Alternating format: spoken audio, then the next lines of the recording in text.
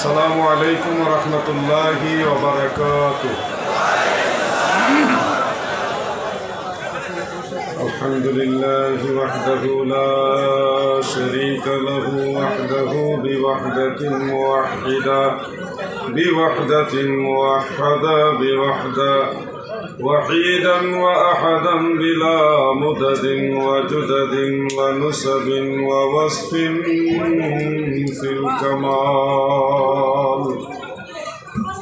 ونشهد أن سيدنا وسندنا وحبيبنا وحبيب ربنا وطبيب قلوبنا ونورنا ومنورنا ومخدومنا ومعصومنا وشفيعنا ومولانا محمدا عبده ورسوله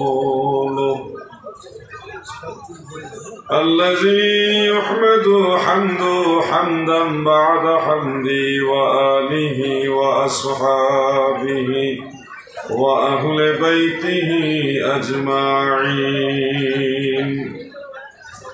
أما بعد فقد قال الله تعالى: إن الله وملائكته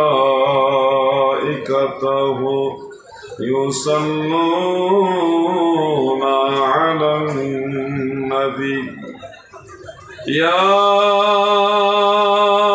أيها الذين آمنوا صلوا عليه وسلموا تسليما. اللهم صل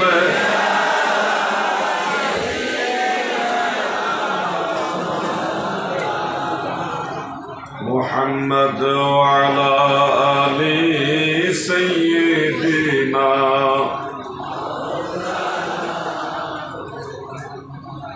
হাজার হাজার মানুষ, কিন্তু দুরূদ শরীফের আওয়াজ 100 জনের সমানও না। তাহলে এত মানুষ আমরা এখানে উপস্থিত হয়ে লাভ হইল কি? আল্লাহ রসুলের মহব্বতে দুরূদ শরীফের আওয়াজ, মহব্বতের আওয়াজে পড়ুন আল্লাহুম্মা সাল্লি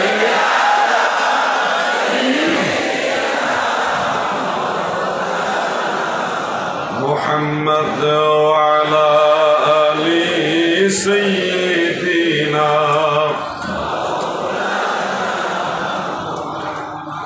গহরে মুসলিম গণ নবী গুণ গাওরে পরাণ ভরিয়া সবে সাল্লে আলা গাওরে। আল্লাহুম্মা সাল্লি মারহাবা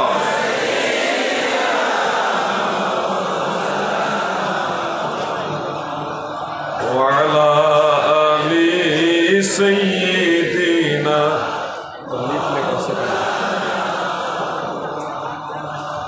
প্রিয় আসামবাসী, আপনাদের সবাইকে নিয়ে মহান আল্লাহ তাআলার নামে একটু জিকির করতে চাই। পারবেন না ইনশাআল্লাহ? ইসমে জাত আল্লাহ আল্লাহ আল্লাহ আল্লাহ আল্লাহ আল্লাহ। মারহাবা।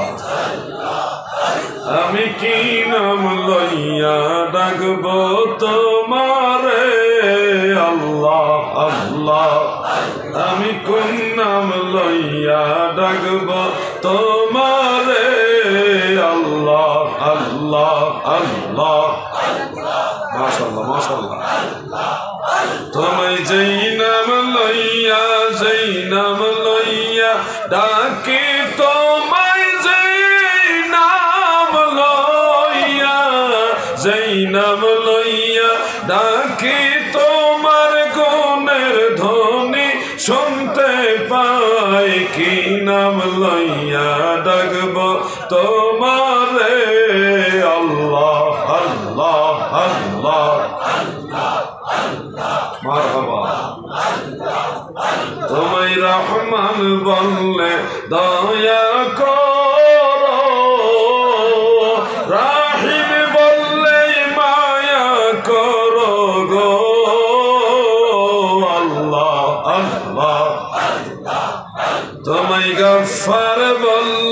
ক্ষমা করো গাফার বললে, গাফার বললে ক্ষমা করো, তোমার গুণের সীমানায় কি নাম লইয়া ডাকবো তোমারে। আল্লাহ আল্লাহ আল্লাহ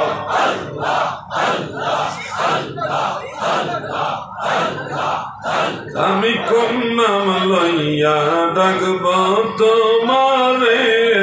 আল্লাহ আল্লাহ আল্লাহ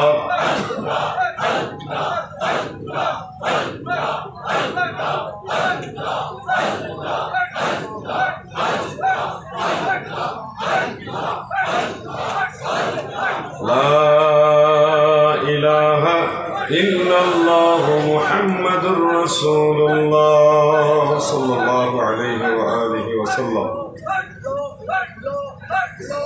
দলেহরি ঈদগাহ সংলগ্ন বিশাল মাঠ, এই মাঠে আয়োজিত কাছাড় জেলা আহলে সুন্নাত ওয়াল জামাতের উদ্যোগে আয়োজিত মহাসম্মেলনের সম্মানিত সভাপতি সাহেব, সম্মানিত সহ সভাপতি মণ্ডলী, সম্মানিত অতিথিবৃন্দ, সম্মানিত উলামায়ে কেরাম, সর্বস্তরের নবী প্রেমিক, ওলি প্রেমিক, সুন্নি তরিকতপন্থী মুমিন মুসলমান ভাইরা এবং দূর থেকে যারা শুনছেন সবাইকে আমার আন্তরিক অভিনন্দন, মুবারকবাদ। মহান আল্লাহ তাআলা শাহী দরবারে শুকরিয়া দান আমরা সবাই বলি আলহামদুলিল্লাহ। পরম দয়ালু মেহেরবান সর্বশক্তিমান মহাপরাক্রমশালী দয়াময় প্রেমময় আল্লাহ তাআলার রহমতের দুয়ারে আরও শুকরিয়া আদায় করি যে মেহেরবান আল্লাহ তাআলা দয়া করে আমাদের মতো নালায়েক নাচিজ এই অধম অযোগ্য পাপী তাপীদেরকে তিনার হাবিব নবী সরকারে দু জাহা সৈয়দুল মুরসালিন শাফিউল মুজনিবিন রাহমাতুল লিল আলামিন, আমাদের দয়াল নবী, যিনি নবীদেরও নবী, রাসূলদেরও নবী, ফেরেশতাদেরও নবী, আরশ কুরসি লৌহ কলমের নবী, কুল কায়নাতের নবী, আমার আল্লাহ বলেন আমার নবী, সুবহানাল্লাহ।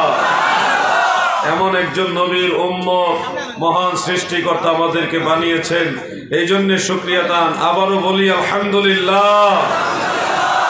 প্রিয় হাজিরিন, আজকে দূর দূরান্ত থেকে বহু লোক এই সম্মেলনের মধ্যে হাজির হয়েছেন। অসংখ্য উলামায়ে কেরাম, পীর মাশায়েখে আযম তিনারা এই মজলিসের মধ্যে হাজির রয়েছেন। বিশেষ করে যুব সমাজ, তরুণ সমাজ, আপনাদের উদ্দেশ্যে অল্প কয়েকটা কথা বলবো। আশা করি আপনারা মনোযোগ সহকারে কথাগুলি শ্রবণ করবেন। আল্লাহর এই দুনিয়াতে হযরত আদম আলাইহিস সালাম থেকে অদ্যাবধি অগণিত অসংখ্য মানুষ প্রেরণ করেছেন। কত সংখ্যক মানুষ এই দুনিয়াতে এসছেন তার কোনো হিসাব নেই, আল্লাহ তাআলা ছাড়া কেউ জানেন না। সেই মানুষগুলোর মধ্যে বর্তমান বিশ্বে প্রায় 800 কোটি বা 750 কোটির উপরে বেশি মানুষ। এই 750 কোটি মানুষের মাঝে প্রায় 250 কোটি মানুষ হলো মুসলমান। আল্লাহ তাআলা আমাদেরকে কতটাই ইহসান করেছেন, দয়া করেছেন যে আল্লাহ তাআলা আমাদেরকে সেই 750 কোটির মধ্যে যারা অমুসলিম তাদের মধ্যে না রেখে যে 2 থেকে 250 কোটি মুসলমান, সেই মুসলমানদের মাঝে আমাদেরকে রেখেছেন। মুসলমানদের মাঝে আবার অনেক ফিরকা আছে, 73 ফিরকার মাঝে একটা দল হলো জান্নাতি। সেই দলের নাম খোদ আল্লাহর হাবিব রাসূল আকরাম সাল্লাল্লাহু আলাইহি ওয়া আলিহি ওয়াসাল্লাম বলে গেছেন আহলে সুন্নাত ওয়াল জামাত। যে আহলে সুন্নাত ওয়াল জামাতের মধ্যে সাহাবায়ে কেরাম ছিলেন, তাবেঈগণ ছিলেন, 4 মাযহাবের ইমামগণ ছিলেন, তরিকতের মাশায়েখগণ ছিলেন, সমস্ত হাদিসের ইমাম, তাফসিরের ইমাম, ফিকহের ইমাম, উসুলের ইমাম, আকায়েদের ইমাম, সমস্ত ইমামরা যে আকীদার উপরে ছিলেন সেই আকীদার নাম হলো আহলে সুন্নাত ওয়াল জামাত। আমার আল্লাহ আমাদেরকে দয়া করে এই 250 কোটি মুসলমানের মাঝে যে 72 ফিরকা, সেই 72 ফিরকার মধ্যে না রেখে আহলে সুন্নাত ওয়াল জামাতের মাঝে রেখেছেন। এই জন্য আমরা নিজেদেরকে অনেক বড় ভাগ্যবান মনে করি, কারণ আল্লাহ আমাদেরকে বাছাই করেছেন। আল্লাহ যদি আমাদেরকে আহলে সুন্নাত ওয়াল জামাতের জন্য বাছাই না করতেন, আমাদের কোনো ক্ষমতা ছিল না আল্লাহর এই মনোনীত দ্বীন এবং আল্লাহ তাআলার সন্তুষ্টি যেই দলের উপরে আহলে সুন্নাত ওয়াল জামাতে থাকার মতো। এই জন্য আল্লাহ তাআলা সেই কুরআনুল কারীমের আয়াতে কারীমা আপনাদের শোনাবো। মহান সৃষ্টিকর্তা বলেছেন, আউযু বিল্লাহি মিনাশ শাইতানির রাজিম, বিসমিল্লাহির রহমানির রহিম, ওয়াল্লাহু ইয়াখতাসু বিরহমাতিহি মান ইয়াশা। আমার আল্লাহ বলেন, দুনিয়ার মানুষেরা শোনো, ওয়াল্লাহু ইয়াখতাসু বিরহমাতিহি মান ইয়াশা। আল্লাহ তার রহমত দ্বারা যাকে খুশি তাকে খাস করে নেন, আল্লাহর রহমত দ্বারা যাকে খুশি তাকে স্পেশাল বাছাই করেন। আমার আল্লাহ গোটা দুনিয়ার কোটি কোটি কোটি কোটি মানুষের মাঝে যাচাই বাছাই করে তার রহমত দ্বারা আমাদেরকে আহলে সুন্নাত ওয়াল জামাত ইসলাম ধর্মের মধ্যে রেখেছেন। এটাই অনেক বড় নিয়ামতের বিষয়। দাদুরে, এই দুনিয়াতে কিয়ামতের সময়ে সর্বশেষ যেই মানুষটা মারা যাবে সেও কিয়ামতের বিচার দিবসের আগ পর্যন্ত ন্যূনতম 40,000 বছর কবরে থাকতে হবে। সর্বশেষ যে মানুষটা মারা যাবে সে বিচার দিবস কায়েম হওয়ার আগ পর্যন্ত সর্বনিম্ন 40,000 বছর কবরে থাকবে। আগে যারা মারা গেছে তারা তো এখনো কবরে, আমরা মারা যাওয়ার পরে কিয়ামতের আগে তো কবরে থাকবই। কত 100 বছর থাকবো, কত 1000 বছর থাকবো তার তো কোনো হিসাব নাই। কিয়ামত হওয়ার পরেও থাকবো 40,000 বছর। এরপরে বিচার দিবস কায়েম হবে। বিচার দিবস একদিন, যেটা পৃথিবীর দিনের হিসাবে 50,000 বছরের সমান।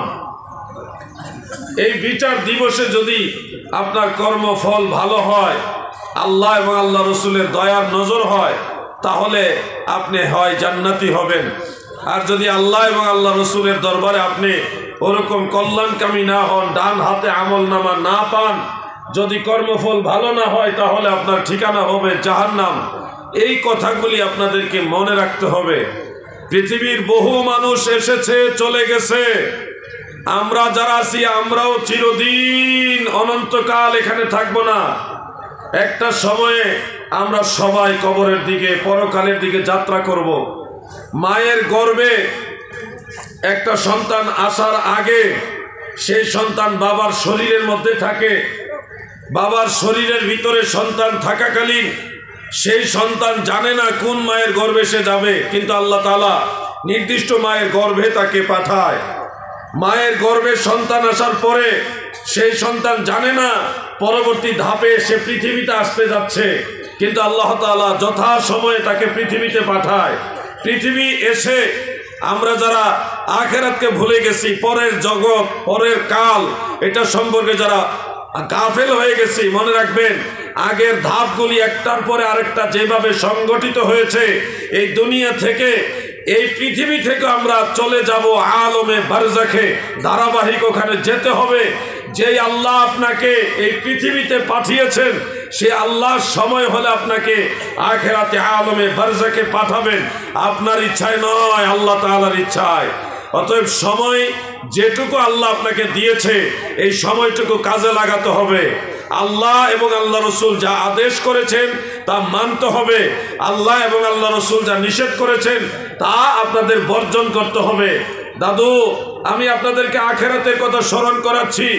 আগের মানুষগুলো অনেকে মনে করতো যে আমি ক্ষমতাশীল, আমি পাওয়ারফুল লোক, আমি ধনাঢ্যশীল লোক, আমি অর্থশীল লোক, আমার মতো ক্ষমতা, শক্তি, অর্থ কারণেই, এই মনে করে অনেক মানুষ সীমালঙ্ঘন করেছে, বেপরোয়া জিন্দেগি করেছে, কিন্তু তারাও চিরস্থায়ীভাবে অনন্তকালের জন্য পৃথিবীতে বেঁচে থাকতে পারেনি। আমরা কি পারবো? ছিল সাদ্দাত নমরুদ ও কারণ ছিল মিশর অধিপ ফেরাউন, ধনে জনে মানে নাহি ছিল নুন্ন নবী, পদবিনে ভাব সবে মিশে।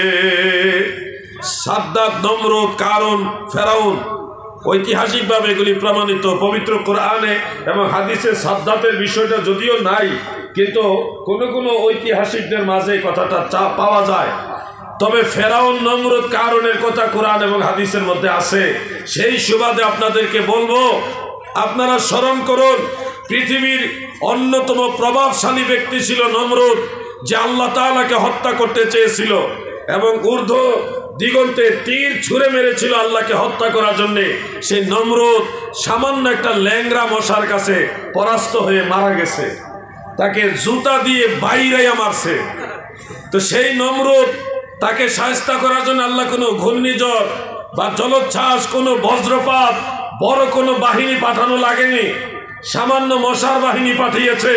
এর মধ্যে সবচেয়ে দুর্বল মশা, ল্যাংড়া মশা, তাকে দিয়ে নমরুদকে আল্লাহ শায়েস্তা করে দিয়েছে, খতম করে দিয়েছে। অতএব আপনাকে মনে রাখতে হবে, সর্বময় ক্ষমতার মালিক একজন আছে, তিনি আমাদের আল্লাহ। বলেন তিনি কে? জবান খুলে বলেন তিনি কে? আল্লাহ। এই আল্লাহর কথা শুধু আজকে আমরা বলছি না, এই আল্লাহর কথা আমাদের নবীজি বলে গেছেন বিধায় নবীর গোলাম হিসেবে, নবীর ওয়ারিস হিসেবে আমরা বলছি। আমাদের নবীর আগেও সেই আল্লাহর কথা, আখিরাতের কথা বলে গেছেন। হযরত আদম বলে গেছেন, হযরত শীস আলাইহিস সালাম বলেছেন, হযরত ইব্রাহিম, হযরত ইসমাইল, হযরত ইয়াকুব, হযরত ইসহাক, হযরত ইউসুফ, হযরত মূসা, হযরত ঈসা, অসংখ্য নবী রাসূলগণ সেই আল্লাহর কথা, সেই আখিরাতের কথা বলে গেছেন। এগুলি নতুন কথা নয় দাদু। হঠাৎ করে যে আসামের মুসলমানরাই এই কথাগুলি বলতেছে তা নয়। এই দাওয়াত চলছে পৃথিবীর সৃষ্টির প্রথম মানুষ হযরত আদম আলাইহিস সালামের মাধ্যমে। প্রথম যিনি সব মানুষের বাবা, তিনার থেকে এই দাওয়াত শুরু হয়েছে। আস্তে আস্তে আস্তে আস্তে এই আসামের মুসলমানেরা সেই আদম নবীর দাওয়াত দিচ্ছে, সেই ইব্রাহিম নবীর দাওয়াত দিচ্ছে, সেই মূসা, ঈসা, সমস্ত নবীদের দাওয়াত, রাহমাতুল্লিল আলামিনের দাওয়াত আজকে নবীর ওয়ারিস যারা আলেমরা দিচ্ছে। এটা নতুন নয়। যুগে যুগে এই সত্যের দাওয়াতের বিরুদ্ধে রুখ ছিল। ফেরাউন মূসা নবীর বিরুদ্ধে দাঁড়িয়েছে, নমরুদ হযরত ইব্রাহিমের বিরুদ্ধে দাঁড়িয়েছে। প্রত্যেক নবীদের জামানায় বিপরীত শক্তি ছিল যারা সত্যকে অস্বীকার করত। কিন্তু আফসোস হলো তাদের জন্য যারা আল্লাহর নবীদের সেই দাওয়াতকে ডিনাই করেছে, অগ্রাহ্য করেছে, অগ্রহণ করেছে বা তাদেরকে মান্য করেনি। সেই মানুষগুলি ফিনিশ হয়ে গেছে, কেউ থাকতে পারে না। নবীদের দাওয়াত চলছে, চলবে। এই দাওয়াত কিয়ামতের আগ পর্যন্ত চলবে। পৃথিবীর কোন শক্তি আল্লাহর দ্বীনের দাওয়াত ঠেকায় রাখতে পারবে না। নারে তাকবীর, নারে তাকবীর, নারে রিসালাত, আহলে সুন্নাত ওয়াল জামাত। প্রিয় ভাইয়েরা, আমি আপনাদেরকে বলবো, ইসলাম শান্তির ধর্ম। শান্তির বাতাস নিয়ে ইসলাম সারা পৃথিবীতে বয়ে যাচ্ছে। ফিলিস্তিন গিয়েছিলাম, আল্লাহ পাকের অশেষ দয়ায় ফিলিস্তিন যাওয়ার সুযোগ হয়েছে। দেখে এসছি ফিলিস্তিনের মুসলমানরা কত অসহায়, নিজের চোখে দেখে আসছি। ফিলিস্তিনের মানুষকে দান করা অন্যায়। কেউ যদি দান করে, হেল্প করে টাকা পয়সা বা কোনো কিছু দিয়ে, আর সেটা যদি ইসরায়েলের পুলিশ দেখে তাকে ফায়ার করে মেরে ফেলে। গোপনে দান করতে হয়। আমরা গোপনে গোপনে যতটুকু পারছি হেল্প করে আসছি। সেখানে ফিলিস্তিনের পতাকা উড়ানো অপরাধ। কেউ যদি ফিলিস্তিনের পতাকা উত্তোলন করে তাকে ফায়ার করে মেরে ফেলে, হত্যা করে ফেলে। একটা পাখি মারলে জবাবদিহিতা আছে, কিন্তু মুসলমান মারলে জবাবদিহিতা নাই। এমন এক জায়গা হলো ফিলিস্তিন। ইসরায়েল এমনভাবে ফিলিস্তিনকে গ্রাস করে ফেলেছে, আপনারা কল্পনাও করতে পারবেন না। মিডিয়াতে সব আসে না, মিডিয়াতে সব নিউজ আসে না, কল্পনা করতে পারবেন না মুসলমানদের উপরে কি পরিমাণ অত্যাচার করা হচ্ছে। আমি বাংলার মানুষ, আমি বাংলাদেশ থেকে সেটুকু বলতে পারি, আমাদের দেশেও অন্য ধর্মের মানুষ আছে, কিন্তু আমরা অন্য ধর্মের মানুষদেরকে আমানত মনে করে তাদেরকে সেভ করি, তাদেরকে ভালোবাসা দেই। তাদের সাথে কেউ অন্যায় আচরণ করলে সেটা প্রতিবাদ করি। আমাদের 32টা দাঁতের মাঝে একটা জিহ্বা যেমন নিরাপদ, বাংলার জমিনে সমস্ত অন্য ধর্মাবলম্বী যারা, তারা আমাদের কাছে ওইভাবে নিরাপদ। আমরা যদি কখনো দেখি যে হিন্দু ধর্মের হোক, খ্রিস্ট ধর্মের হোক, বৌদ্ধ ধর্মের হোক, অন্য ধর্মের হোক, তাদের উপরে কেউ যদি অন্যায় আচরণ করে তাদেরকে আমরা প্রতিবাদ করে, অমুসলিম যারা আছে তাদেরকে আমরা সেভ রাখি, কারণ তারা আমাদের দেশের আমানত, মুসলমানদের কাছে আমানত। কিন্তু আপনি দেখেন ফিলিস্তিনের দিকে তাকায়া হাজারে হাজারে মানুষ মেরে ফেলতেছে, হাজারে হাজারে মুসলমান মেরে ফেলতেছে, প্রায় 20,000-এর উপরে মুসলমান মেরেছে।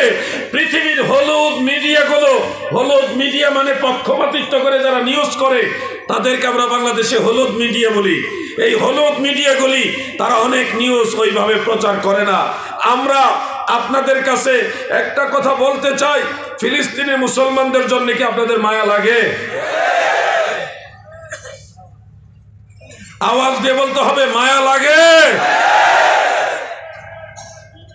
হাজার হাজার ছোট ছোট শিশুদেরকে গুলি করে মেরে ফেলছে, এমন বোমা ফেলছে, সেই বোমা পুরো বিল্ডিং সহ মানুষ যা আছে সব মুহূর্তের মধ্যে ধ্বংস হয়ে যাচ্ছে, সবাই মুহূর্তের মধ্যে ফিনিশ হয়ে যাচ্ছে। বাইতুল মুকাদ্দাস 50 বছরের বয়সের কম যারা, তারা মসজিদুল আকসার মধ্যে ঢুকতে পারে না। আমাদের সামনে একটা লোককে গুলি করে মেরে ফেলেছে, কিছুই করার ছিল না। আমি আপনাদেরকে কথাগুলি কেন বলছি? মুসলমান, মুসলমান তোমরা ঐক্যবদ্ধ থাকো। মনে রাখবে, তোমাদেরকে মারলে পৃথিবীর কোনো মিডিয়াও প্রচার করবে না। আর যদি তোমরা কামরা কামড়ি করো, সামান্য একটা বিষয় যদি এদিক সেদিক হয়, সারা পৃথিবীর মিডিয়া এটাকে ফোকাস করে দিবে, অমুক হুজুর এই কাজ করেছে। এই জন্য আপনারা ঐক্যবদ্ধ থাকবেন। ফিলিস্তিনের মুসলমানদের জন্য আপনাদেরকে একটা কাজ করতে হবে।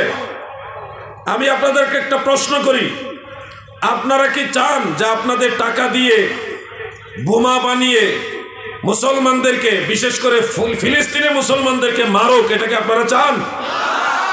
কিন্তু আপনাদের টাকা দিয়ে বোমা বানিয়ে মুসলমান মারতেছে, আপনাদের টাকা দিয়ে মারতেছে। কিভাবে কিভাবে মারতেছে? ইসরায়েলের অনেক পণ্য আছে ভারতবর্ষে বিক্রি হয়, ইসরায়েলের অনেক পণ্য আছে ভারতবর্ষে বিক্রি হয়। এজন্য আপনাদেরকে বলছি, ইসরায়েলের সকল পণ্য বর্জন করে দিতে হবে। তাহলে দেখবেন আপনাদের মাধ্যমে, আপনাদের পকেটের টাকা নিয়ে মুসলমানদেরকে মারতে পারবে না, ঘরে বসেও তাদের বিরুদ্ধে জিহাদ করতে পারবেন। প্রিয় ভাই আমার, এই পৃথিবীতে মুসলমানেরা সবচেয়ে বড় অসহায়। তবে হ্যাঁ, মুসলমানদের পক্ষে আল্লাহ আছে। বলেন কে আছে? আমরা হিংস্র নই, কারো উপর আক্রমণ করব না। আমরা মদিনাওয়ালার আদর্শ পক্ষে ধারণ করি, আমরা নবীজির সে আদর্শ ধারণ করি। আল্লাহর হাবিব মসজিদে নববীতে বসে আছেন, সাহাবাই কেরাম নবীজির কাছে আসেন। এমত অবস্থায় ইয়াহুদি ধর্মের কিছু লোক আল্লাহ রসুলের সাথে দেখা করতে যাচ্ছেন। সাহাবীরা বললেন, তোমরা কোথায় যাচ্ছ? তারা বললেন, আমরা ইসলাম ধর্মের নবী মুহাম্মদ মুস্তাফা সাল্লাল্লাহু আলাইহি ওয়াসাল্লামের সাথে দেখা করতে যাচ্ছি। একজন সাহাবী গিয়ে আল্লাহর নবীকে বললেন, ইয়া রাসূলুল্লাহ, নবী গো,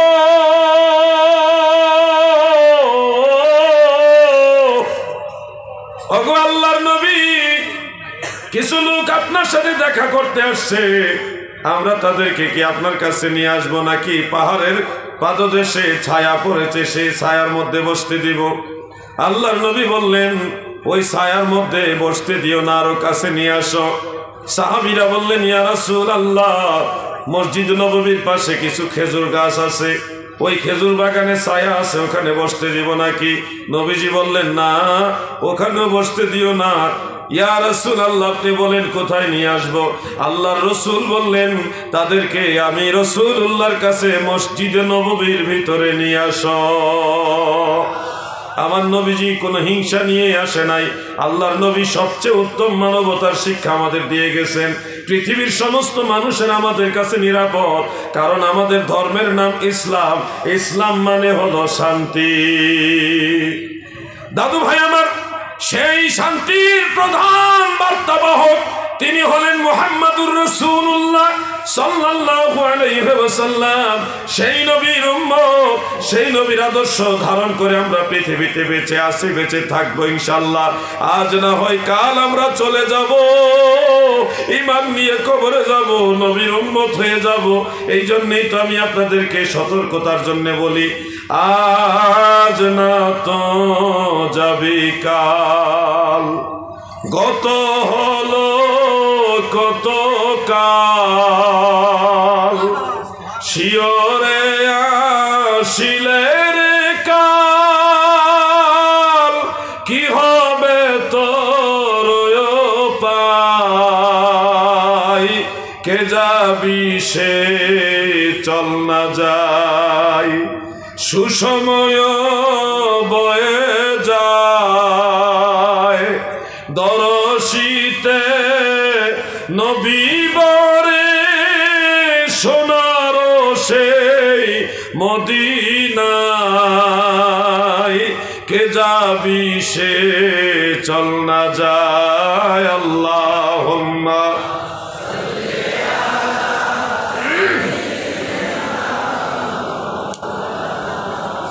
মুহাম্মদ ওয়া আলা আলি।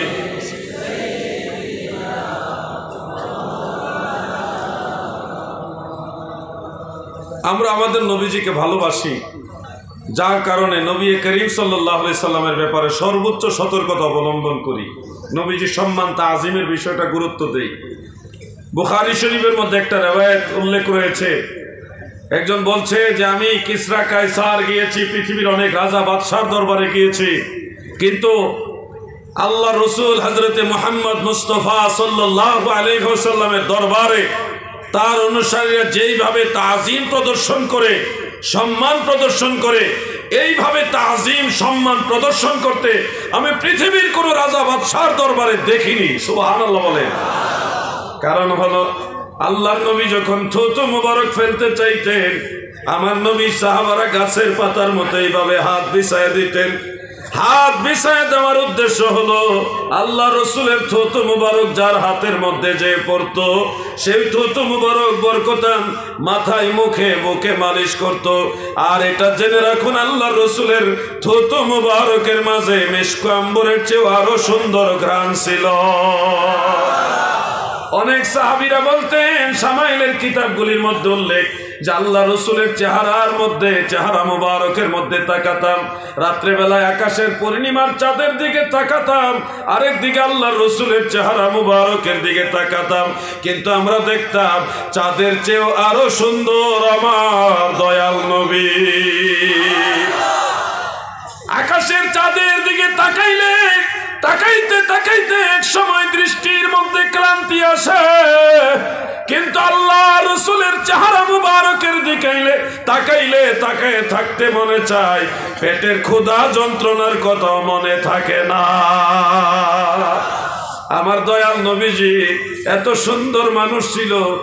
হযরত ইউসুফ আলাইহিস সালামকে আল্লাহ তাআলা যত সৌন্দর্য দিয়েছেন, আম্মা জান আয়েশা সিদ্দিকা রাদিয়াল্লাহু তাআলা আনহা বলেন, ইউসুফ নবীকে দেখে মিশরের রমণীরা সৌন্দর্যে মুগ্ধ হয়ে সৌন্দর্যের দিকে তাকাইয়া লেবু কাটতে গিয়ে আঙ্গুল কেটে ফেলেছে।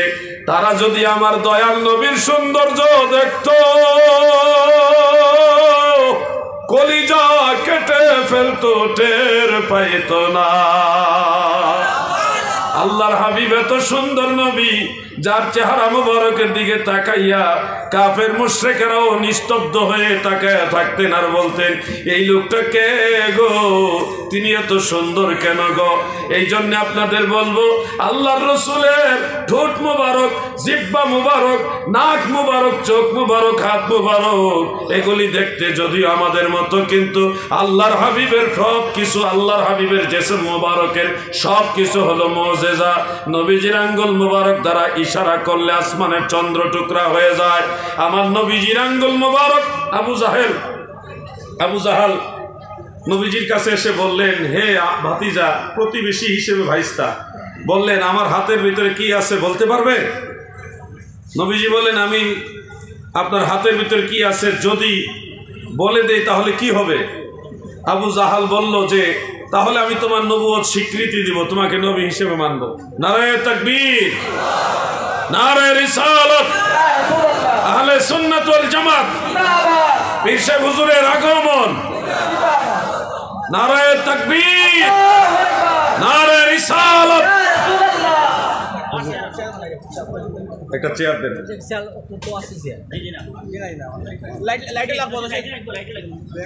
ধীরে ধীরে একটু জিকির করেন, লা ইলাহা ইল্লাল্লাহ, মোহাব্বতে লা ইলাহা ইল্লাল্লাহ, হাসবি রব্বি জাল্লাল্লাহ মাফি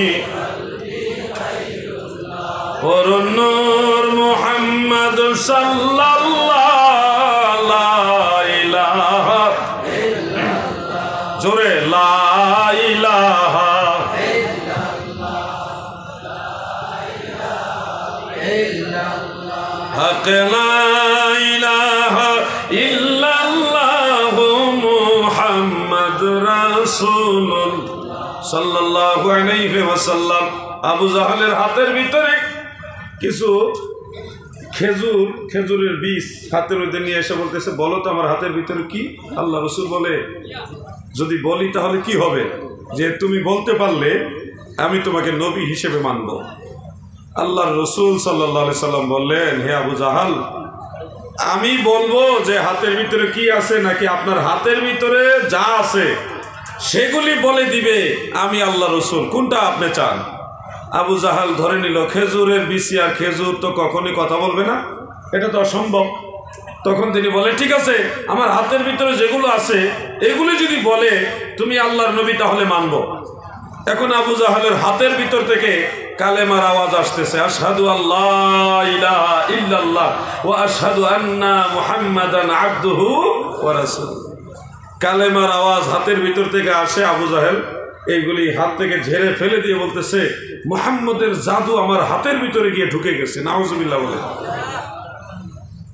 আল্লাহর হাবিব রাহমাতুল লিল আলামিন বললেন, আপনি তো স্বীকৃতি দিয়েছেন যে ঈমান আনবেন, এখন কেন জাদু বলছেন? আবু জাহেল তখন শর্ত দিল, আকাশের চন্দ্র যদি 2 টুকরা করে দিতে পারো তাহলে বিশ্বাস করব তুমি আল্লাহর নবী। সেই জাবালে আবু কুবাইস পর্বতের মধ্যে, সাফা পাহাড়ের পাশে জাবালে আবু কুবাইস, সেই পাহাড়ের উপরে আমার দয়াল নবীজি উঠলেন, আকাশের দিকে চন্দ্রকে ইঙ্গিত করে বললেন, চন্দ্র রে, আল্লাহর হুকুমে 2 টুকরা হয়ে যাও। আল্লাহ রসুলের আঙ্গুল মুবারকের ইশারায় আকাশের চন্দ্র যখন 2 টুকরা হয়ে গেল, আবু জাহাল তখন বলল, মুহাম্মদের জাদুর কত পাহাড়, কত পাওয়ার যে আকাশের চাঁদের মধ্যে গিয়ে জাদু লেগে গেছে। নাউজুবিল্লাহ বলেন। কথাটা বলার উদ্দেশ্য হলো, আমার নবীজির আঙ্গুল মুবারকের মর্যাদা কত বড়, যে নবীজির আঙ্গুল মুবারকের ইশারায় আসমানের চন্দ্র টুকরা হয়। পৃথিবীর এই গোটা দুনিয়াতে কে আছে যে আল্লাহ রাসূল সাল্লাল্লাহু আলাইহি ওয়াসাল্লামের আঙ্গুল মুবারকের মতো আরেকটা আঙ্গুল এনে দেখাতে পারবে? আমার নবীজি বলেন, আমি দালাইলুন নবুওয়াত লিল বাইহাকির মধ্যে দেখেছি, হাদিসটা উল্লেখ ইমাম বাইহাকি হযরত আয়েশা রাদিয়াল্লাহু তাআলা আনহা থেকে উল্লেখ করেছেন। আম্মাজান আয়েশা বলেন, আমার নবীজি এমন এক নবী ছিলেন যিনি দিনের বেলায়, দিনের আলোতে যেমন দেখতেন, রাতের গভীর অন্ধকারে আরো ভালো দেখতেন। সুবহানাল্লাহ। এমন একজন ব্যক্তি আমাকে দেখাও যে আল্লাহ রাসূল সাল্লাল্লাহু আলাইহি সাল্লাম যেরকম দিনের আলোতে দেখতেন, রাতের অন্ধকারে সেরকম দেখতেন। এরকম মানুষ পাওয়া যাবে না। এটা আল্লাহ রাসূলের মুজিজা। আমার নবীজি তাকাইলে সামনে যেমন দেখতেন, পিছনে তেমনই দেখতেন, ডানেও তেমন দেখতেন, বামেও তেমন দেখতেন। আমরা যারা দেখি, সামনে দেখি, তাও যতটুকু যাকে ইন্ডিকেট করি তাকেই দেখি, সামনে সব কিছু আমরা ভালোভাবে দেখি না। কিন্তু আল্লাহ রসুল বলে, সামনে যেমন দেখি পিছনে তেমনই দেখি, ডানে বামে সব কিছু আল্লাহ তাআলা নবীজির সামনে জাহির করে দিয়েছে, প্রকাশ করে দিয়েছে। সুবহানাল্লাহ বলুন। আমার দাদু ভাইয়েরা গো, এই জন্যে আমার নবীজি নবীদের মধ্যেও শ্রেষ্ঠ, মানুষের মধ্যেও অতুলনীয়, বেমিসাল, বেনজির বাশার। যদি আপনারা বলেন আল্লাহর নবী মানুষ, আমাদের মতোই মানুষ, কিছু ভাইয়েরা আছে আমাদের মাঝে, মুসলমানদের মাঝে কিছু বিপদগামী লোক আছে যারা আল্লাহ রসুলকে আমাদের মতো সাধারণ মানুষ মনে করেন। আমি সেই ভাইদেরকে বলছি, ভাই কোরআন পড়ো, কিন্তু কোরআন তুমি তোমার মতো বুঝলে হবে না। আল্লাহ রসুল এবং সাহাবায়ে কেরাম যেইভাবে কোরআন বুঝেছে আপনাকে ওইভাবে বুঝতে হবে, নিজের মতো করে কোরআন বুঝলে হবে না। যেমন কোরআনুল কারীমের একটা আয়াতে কারিমা রয়েছে সূরা কাহাফের 110 নম্বর আয়াত এবং সূরা হামিম সাজদার 6 নম্বর আয়াত। সেখানে আল্লাহ তাআলা বলেছেন, আমার সাথে তেলাওয়াত করুন, বিসমিল্লাহির রাহমানির রাহিম কুল ইন্নামা আনা বাশারুম মিসলুকুম ইউহা ইলাইয়া আন্নামা ইলাহুকুম ইলাহুন ওয়াহিদ। নবী গো,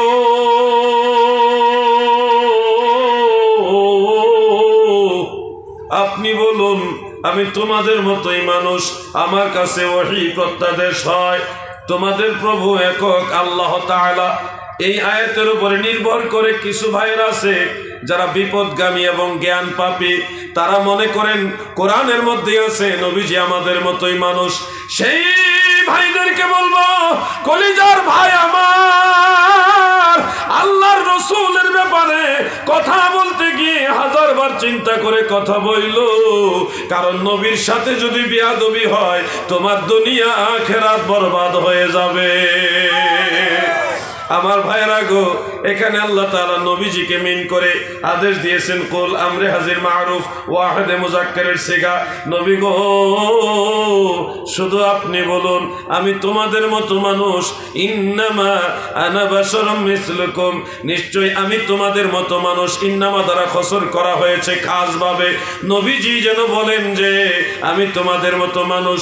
আমার বাম পাশে যিনি হুজুর বসা আছে, হুজুর যদি আজকে বলেন মোনাজাতে অথবা আলোচনাতে যদি বলেন এই দুনিয়ায় আমার মতো গুনাহগার আর কেউ নাই গো, এইভাবে যদি হুজুর বলে, বলতেই পারে যে আসমানের নিচে জমিনের উপর আমার মতো গুনাহগার আর কেউ নাই, হুজুর এটা বলবে, এটা বিনয়।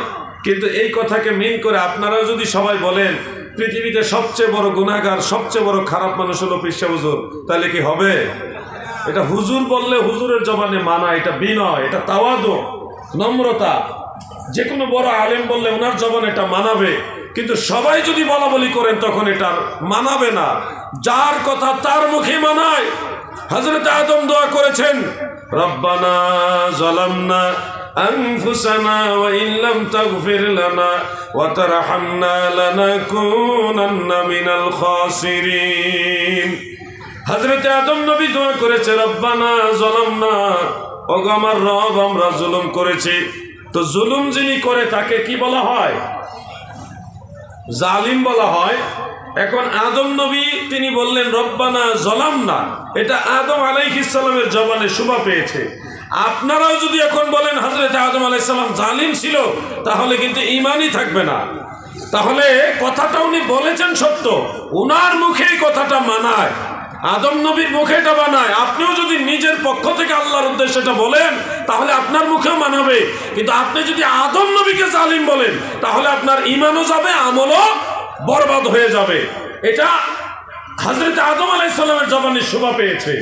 ইউনুস নবী মাছের পেটে একটা দোয়া করেছিলেন, নিশ্চয়ই আপনারা এটা পড়েন, লা ইলাহা ইল্লা আনতা সুবহানাকা ইন্নী কুনতু মিনাজ জালিমিন। শেষের যে কথাটা, ইন্নী কুনতু মিনাজ জালিমিন, আল্লাহ নিশ্চয় আমি জালিমদের অন্তর্ভুক্ত হয়ে গেছি। ইউনুস নবী নিজে কি ওই জালিমদের অন্তর্ভুক্ত হয়ে গেছেন মর্মে দোয়া করলেন। এখন এই আয়াতে কারিমাকে দলিল হিসেবে উল্লেখ করে আপনারাও যদি বলেন আল্লাহর নবী ইউনুস আলাইহিস সালাম জালিম ছিলেন, বলেন তো এটা কি বলা ঠিক হবে কিনা? কোনোদিনও ঠিক হবে না। বরং আমরা যদি আল্লাহর নবী কোন একজন নবীকে জালিম বলি, আমাদের ঈমান থাকবে না, ঈমান চলে যাবে। ইউনুস নবীর জবান এটা মানায়। আমরাও যদি আমাদের নিজেদের পক্ষ থেকে মহান আল্লাহ তাআলার উদ্দেশ্যে এটা বলি তাও ঠিক আছে, কিন্তু আমরা যদি কোনো নবীকে জালিম বলি তাহলে আমাদের ঈমান থাকবে না। দাদু আল্লাহ রাসূল সাল্লাল্লাহু আলাইহি সাল্লাম বিনয় নম্রতা প্রকাশের জন্য বলেছিলেন, ইন্নামা আনা বাশারুম মিসলুকুম। এই যে আনা বাশারুম মিসলুকুমের তাফসীর করেছেন রাইসুল মুফাসসিরিন হযরত আব্দুল্লাহ ইবনে আব্বাস রাদিয়াল্লাহু তাআলা আনহুমা এবং হযরত হাসান বসরি রাহমাতুল্লাহ আলাইহি এই দুইজনের তাফসীর উল্লেখ রয়েছে তাফসীরে খাজের এবং তাফসীরে বাগাবীর মধ্যে। তাফসীরে কবীরের মধ্যেও সূরা হামিম সাজদা এর 110 নম্বর আয়াতের তাফসীর আর সূরা কাহাফের 110 নম্বর আয়াতের তাফসীর আর সূরা হামিম সাজদা এর